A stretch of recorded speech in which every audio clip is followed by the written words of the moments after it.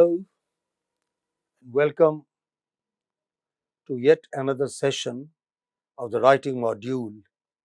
Today, we are going to talk about laboratory manuals, and possibly we'll continue doing so in the following sessions with laboratory reports, etc.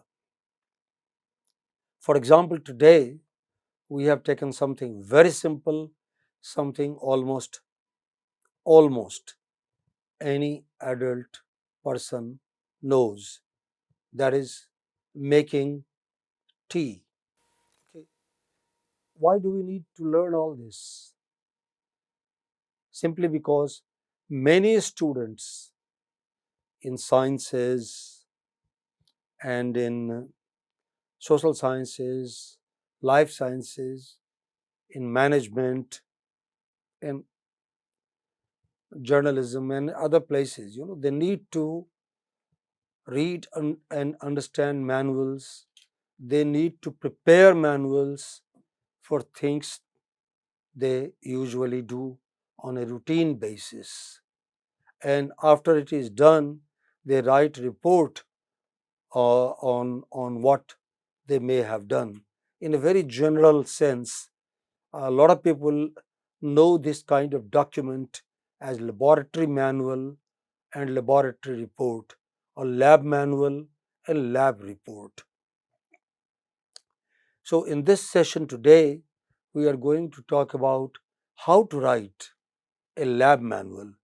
What is so unique or so difficult or so strange about lab manuals, so that we should spend precious time learning how to write these manuals. Okay, here we go. Manuals are generally in the nature of writing recipes. We often come across recipes when we learn to cook or when we learn to cook new items, how to make coffee or how to make payasam in Kerala style, or how to make rasam in Telangana style, or how to do fish like people in North Bihar, Assam, and Nepal do. Okay, or like how to cook meat as they do in Kashmir, what spices ought to be there, or payasam in Rajasthan, or dhokla in Gujarat. Each part of the world, just as each part of India, has its own culinary culture. Okay, and a lot of times, out of curiosity and sometimes out of necessity, we'll learn how to cook these things, how to prepare these things. And, in that case, what we do is actually looking at manuals. And once we finish, we talk about it, telling our friends and family, today we cooked dhokla, and then we tell them what ingredients it took us and how we did it. That part of the conversation can be called laboratory report or lab report. Okay, so today in this session, we are going to talk about a laboratory manual, how to write a lab manual. Actually, writing a lab manual is pretty easy. Come, let us see. Okay, there is not much of a challenge, at least from the point of view of language, in writing a lab manual. If that is, you know the names of tools, vessels, pots and pans, utensils, spoons, ladles, forks, and similar other things that you use. If you know the names of ingredients, then it's not very difficult to write a manual. The second part of it is all these nouns, all these things are used in a certain manner. There are lots of verbs attached to cooking. For instance, if you take cooking, What is cooking? Cooking is a very generic term. There is nothing actually called cooking. But cooking is a big box which has lots of other verbs. Say, for example, you boil, you steam, you simmer, you do a whole lot of other things, with just steam and water. Or you fry, or you deep fry, or you stir fry, or you bake, or you roast, or you go on. There are all kinds of verbs, and many dishes can be done in only one manner, not in another. You know, many dishes can be done only with a combination of these two or three verbs and in a certain order. If you fry something before it is boiled, it will be wasted. If you boil it before it is fried, even then it will be wasted. So there are different ways of, many people like steamed potato. So what you do is you first steam it, you know, don't don't soft boil it, just hard boil it. And then, you know, you peel it and fry it with limited oil on the fume of the oil actually. So, that's the process. So, from the point of view of language, we not only need to know the names of ingredients, we also know what action and what sequence of these actions, you know, whether we are going to boil first or fry first. Are we going to do stir fry, deep fry, or roast or bake? You know, roast means one thing, bake means another.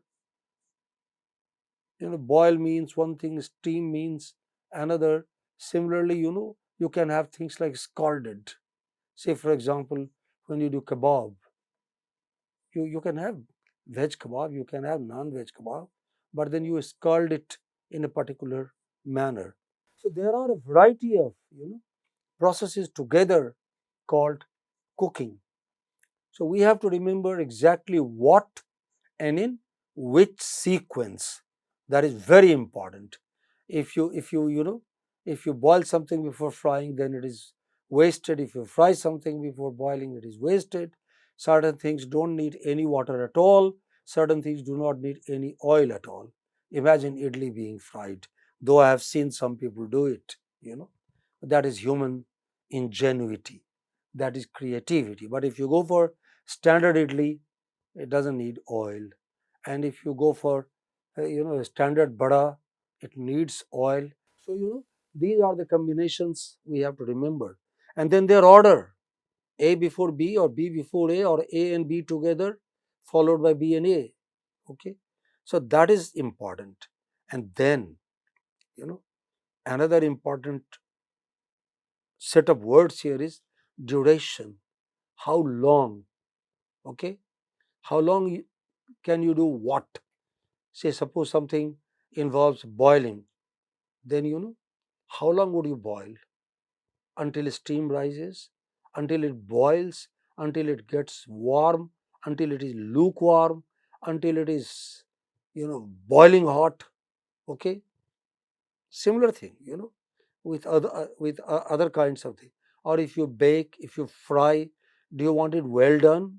That's a question you might routinely be asked if you eat frequently in restaurants. Okay, do you want it well done? Do you want it mild? Do you want it semi or semi? It depends. And then for how long? So these terms indicate how long. Hard boiled means maybe for 2 minutes, but full boiled would mean perhaps 4 minutes. And if you are doing it in oven, micro oven, then maybe a few seconds. 30 seconds can be enough for a variety of operations, and 2 or 3 minutes can give you even perhaps a portion of roasted chicken or mutton or anything else that you eat from animals or fruits or vegetables. So, we have to remember words for these three things. To recapitulate, to summarize, you know, linguistically, the challenge in writing the manuals is the following. Number one, we should know the names of things and tools. Number two, We should know the kind of actions and the words for them, verbs that we are going to use, and then the length of each of these actions and durations, and then finally, how do we decide it is done? Because all that we cook changes form, changes in smell, changes in color, changes in taste. Maybe we cannot taste, though many cooks I know taste it before concluding it is done. But in many cultures, that is considered taboo. Once you tasted something, it becomes unfit for consumption by others, not just gods, but also perhaps human beings. So, in those cultures, how do chefs do? How do chefs and cooks decide that a certain dish is done now? It's ready to be served. So, they look at the color, they look at the form, or they look at smell.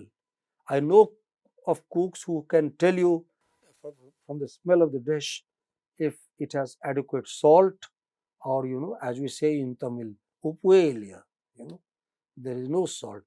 No matter what else have you done with sambar, you know, perhaps in my opinion, the greatest contribution of India into culinary art.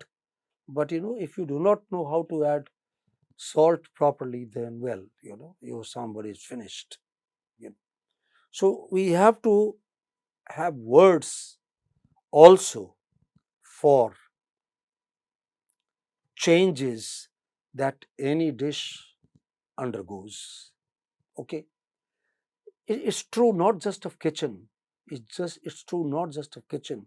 It's true of anything undergoing, or being subjected to some chemical process, even to some physical process. It's only that in physical process, change occurs over a long span of time or space. In chemical processes, these things happen perhaps sooner, faster, much more, easily, visibly, etc., etc. But linguistically, these are the challenges.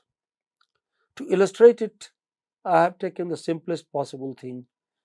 I know by way of lab work, some of us never go inside the lab, but some of us have some experience with kitchen, which is a wonderful lab. Perhaps, in my opinion, the most useful laboratory or lab that human beings made for themselves. So here I talk about making tea. Let us see. Okay. Now you might say, what is the big problem here? I know everything. Yes, you do. But problem, you know, with things that we know, problem arises either through inattention, distraction, oversight. A lot of experts assume too many things. When they tell you how to fry potato, they say, cut it, fry it, yeah, enough. What more do you need to know? Whereas actually the process involves wash the potato, okay? Then wipe the potato with a clean towel, keep it on the cutting board, hold it between your thumb and index finger, unless you have a cutting machine, and then either with knife or kitchen cutter, make proper equal sizes slices of the potato, and then have put oil first in the pan, but if you like seasoning, then have some spices there, but don't let it burn, don't let smoke arise. So it goes on. You know. So for experts, experts make sometimes grievous mistakes, irreversible mistakes. Novices also make mistakes, perhaps more mistakes, but mistakes made by novices are said to be reversible, manageable, controllable, rectifiable, but those by experts are said to be.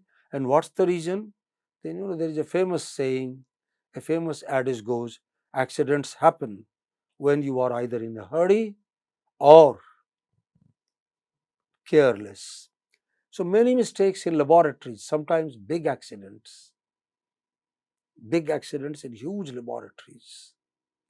Why did a huge city-like ship called Titanic break?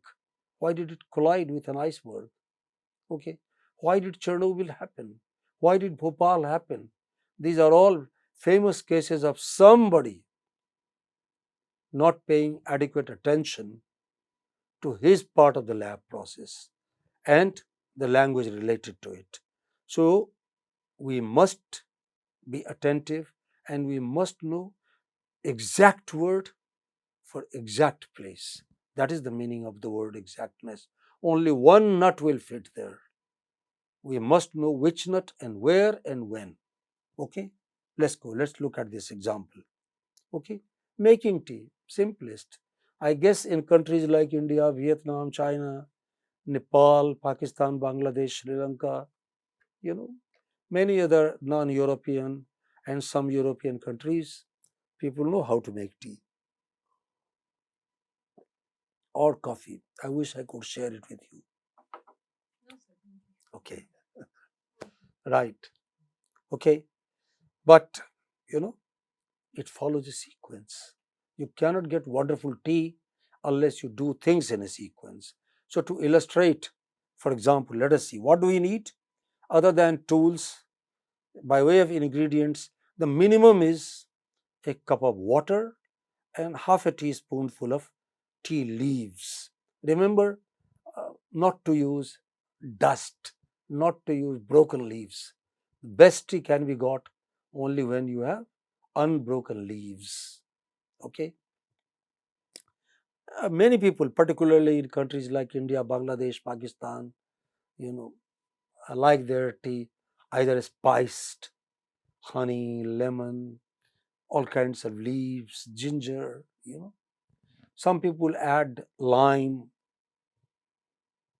and other spices, and but quite a few people, not a very not a very tiny minority, maybe not majority, but quite a few people like their tea this way, green as they call it these days, nothing added, tea for the sake of tea. Okay, and I mean, please uh, take all of these things. Unless you are, if you are allergic to tea, then please don't do anything without seeking the advice of a physician. But for many others, you can do tea this way, as I am saying. What are the steps for making tea? Number one, take a pan or kettle or a percolator. A percolator has become very popular recently in the last decade or two. So easy to boil water. You know. Now look at the words that we need to. In a simple uh, exercise like making tea, we have look at the words of sequence. Please come back. Other than words for ingredients, I want to draw your attention to two things. Words for, you know, words related to cooking. So, for example, pour, keep, light, boil, you know, warm, go next. On the stove, near the stove. Okay. Then you can, many people rather than say put the tea leaves in the pot, they say, you know, add tea leaves, or if you use water bag, sorry, if you use tea bag, then they will say dip the tea bag, that may be the word. But I don't think best tea can be got from tea bag, but I may be wrong. This is my personal opinion. Okay, so then boil, then bubble settles, right? Leaves, let the leaves soak water. So soak is another verb. you know After the leaves sink, they will settle down on the bottom of the pot. Only then your tea is ready to be drunk. Then look at the changes. The tea that was the tea leaves that were black or blackish now change into, the water that was white or plain now changes into yellow or red. Okay, then you have things like add. If you like your tea with milk and sugar, then you can add these things at a certain stage. Similarly, look at the duration. How long do you do it? After bubble settles. Okay. Let the leaves soak. That means it will take time. It's not the case that you added the leaves to water or you poured water on the leaves. Immediately the leaves will surface. They will start floating on the surface. But as they soak water, they become heavy and settle down or sink down. So, in this manner, there are words that indicate action, there are words that indicate sequence, and there are words that indicate duration. A lab manual must take care of all of these things in a sequence. Next. Okay. As I have been saying, it will be wonderful if you did something else on your own. Say, for example, I have given you a very easy, self check assignment. You know, write a manual on how to make coffee, how to prepare coffee, basic black coffee, not cappuccino or coffee au lait, not coffee with milk, etc., etc. But you can do that as well if you like. And once you've done it, okay, check your work with the given sample and check them particularly for these three things: processes, combination of processes, duration of processes, and sequence of processes. I'm sure if you get them right, you can write great manuals. Thank you very much. Good luck.